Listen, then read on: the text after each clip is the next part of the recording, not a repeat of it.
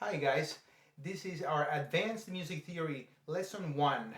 We're going to be talking about chords and how to build them.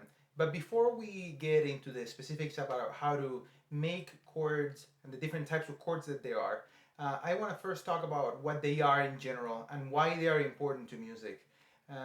So let's start with what a chord is. In the most simple form, a chord is just three or more notes played at the same time. So let me play a chord right now, for example. So this is four notes played at the same time.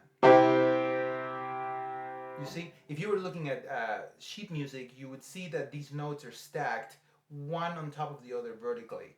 So that's what would tell you that they're supposed to be played at the same time.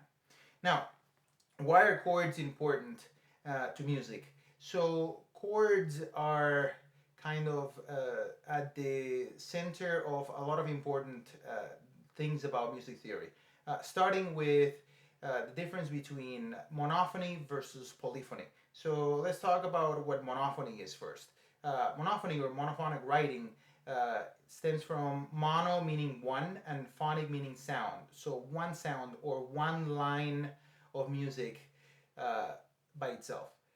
So there's some music out there that is monophonic, and for example, an example of a monophonic line could be like this.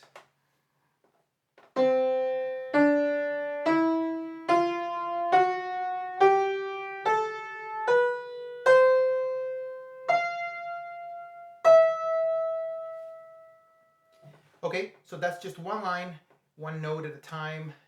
So this is what's considered monophonic.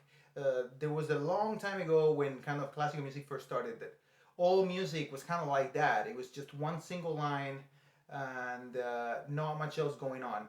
Now, as we've learned more about music and we've discovered things, we've developed what's called polyphony or polyphonic music. And the meaning of that is poly means many and phonic means sound. So polyphonic means multiple sounds happening at the same time.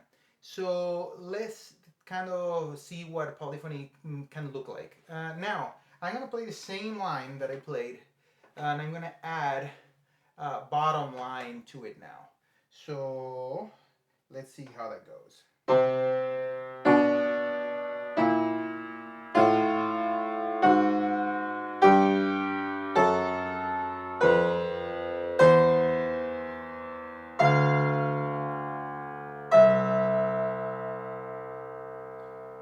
Okay, so that is what we could call a two-part polyphony. And we had one line on top, or a treble line because it's higher in pitch. And then we had another line right here that I played with my left hand that was a bass line or a lower pitch line. So we've added two now, and it's already starting to sound more interesting, but let's see if we can do more. So what if I now add two lines in the middle of the two I just played to fill out the rest? So this would sound like this. And let me see how my piano skills are, if I can play this without making any mistakes. No promises. Oh, let me start here actually.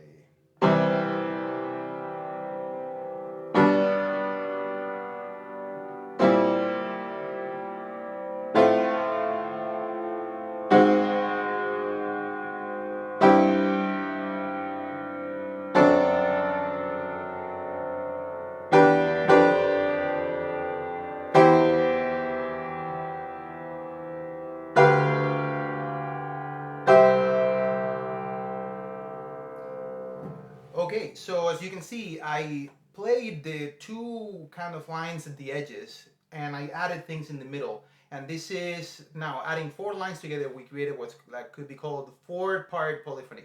And if you notice, every time I played in four-part polyphony, we had four notes sounding at the same time. In other words, we had a chord sounding every time that we played something.